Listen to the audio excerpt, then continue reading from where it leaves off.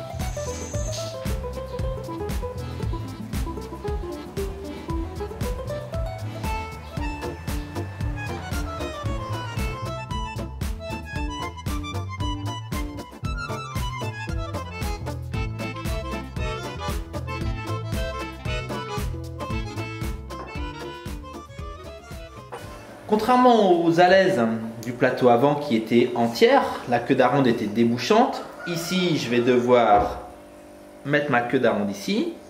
Et derrière, j'ai le fourzi-tout. Et donc, pas de queue d'aronde. Celle-ci n'est pas débouchante. Je ne vais pas pouvoir passer sur le banc de scie pour découper. Je vais donc dégrossir à la défonceuse et finir avec les outils à main.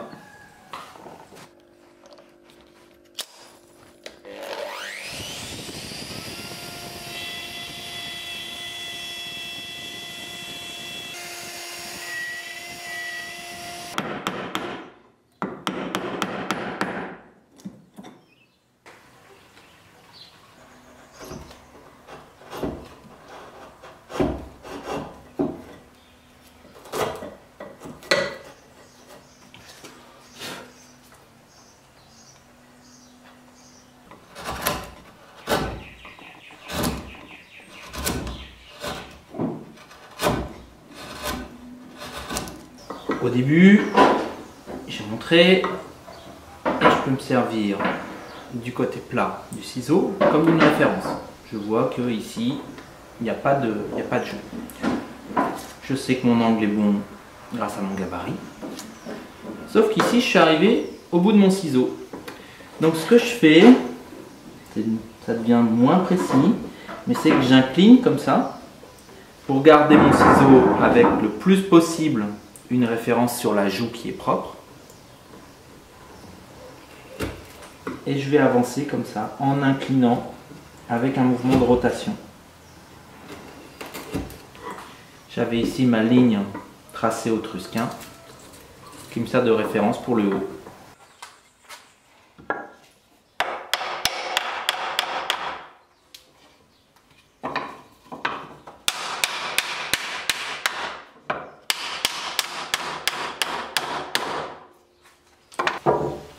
Une fois les deux alaises mises en place, je peux mettre en position la dernière lame du plateau, c'est la 11e, et repérer ainsi les lignes d'arrasement des queues d'aronde que je vais devoir, pour la dernière fois, exécuter.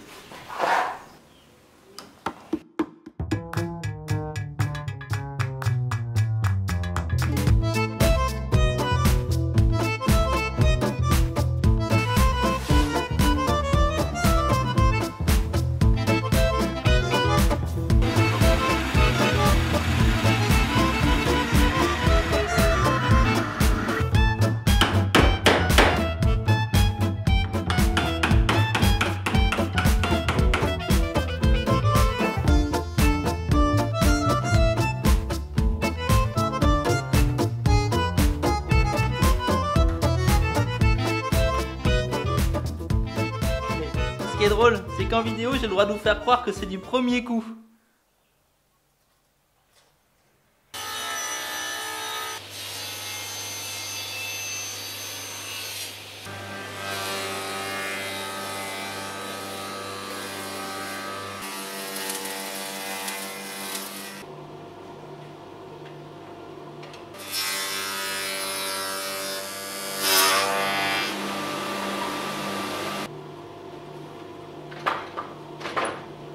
Voilà, j'ai fait une boulette.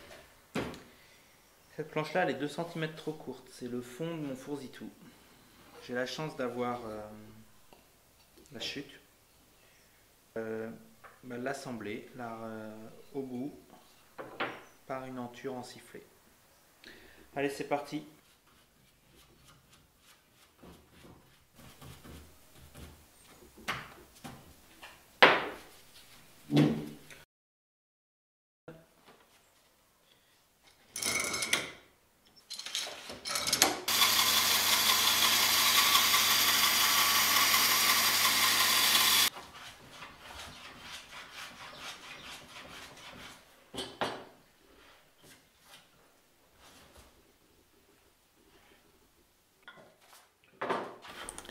Si vous vous demandez pourquoi j'ai mis le papier, tout simplement parce qu'en glissant un ciseau à bois, il se fend littéralement en deux très facilement.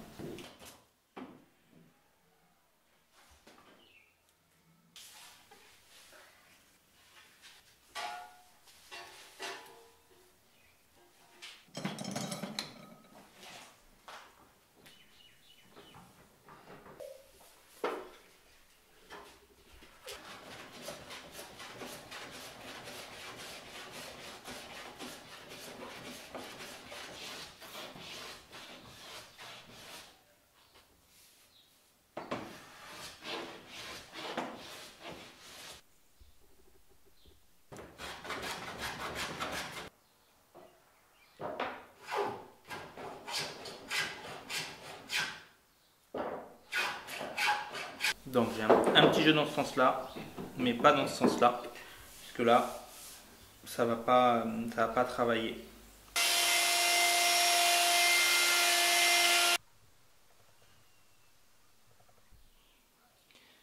Pour les extrémités, c'est la même chose, sauf que la rainure est arrêtée et je l'ai carrée au ciseau à bois. Pour vider le fourzitou, il y aura 2 plans inclinés. Ils sont simplement posés et je fais une rainure inclinée qui servira de butée pour les planchettes. Vous comprendrez un peu plus tard si pour le moment c'est nébuleux.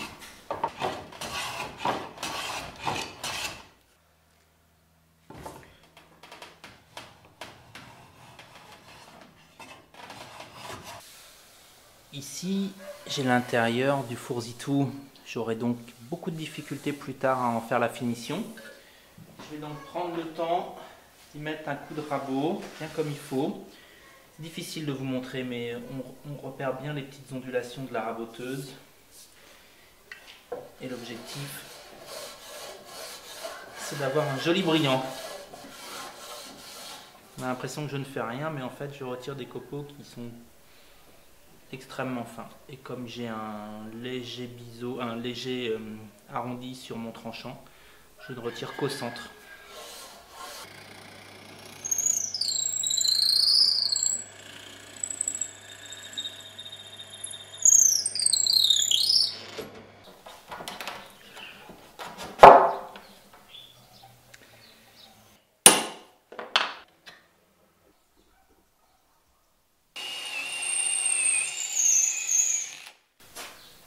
J'ai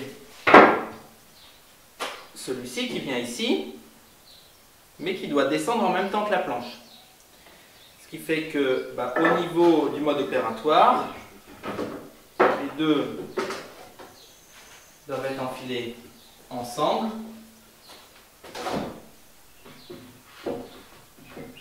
Tout en tenant la planche du centre. Donc ça me force à assembler ces 3 planches simultanément. Mais ça se fait bien. Au départ, j'avais peur que ce soit compliqué.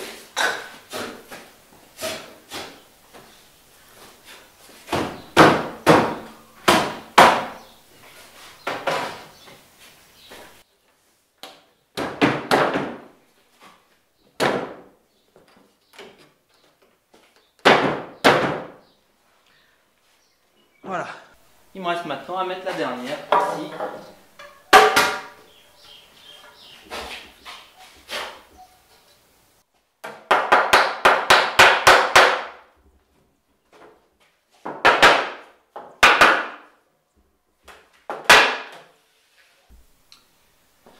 L'autre jour, je suis peut-être passé un peu vite sur le façonnage des chevilles.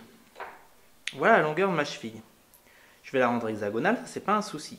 Je veux qu'elle soit belle au-dessus et en dessous. Ça veut dire que je ne peux la rendre conique que dans cette partie-là. C'est cette partie-là qui va être plus étroite pour servir de guide et se faufiler entre le décalage des deux trous, celui de la lèse et celui de la queue d'aronde. Donc si je fais une partie conique plus longue que ça, je vais la retourner, je vais enfiler ma cheville jusqu'au bout. Sauf que si la partie conique vient jusque là, ici ça sera plus étroit que le trou de la face inférieure et ça ne sera pas joli. Donc la partie conique que sur le surplus de longueur.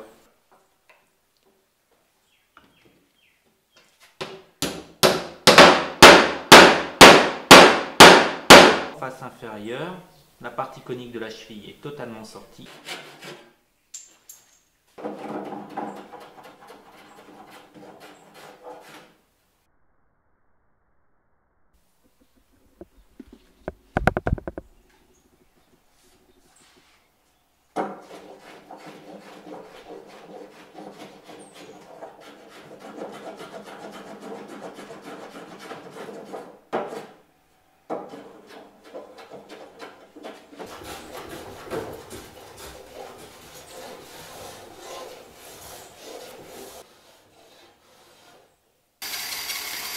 Il ne me reste qu'à faire les deux planchettes qui vont permettre de vider le fourre-tout de ces copeaux.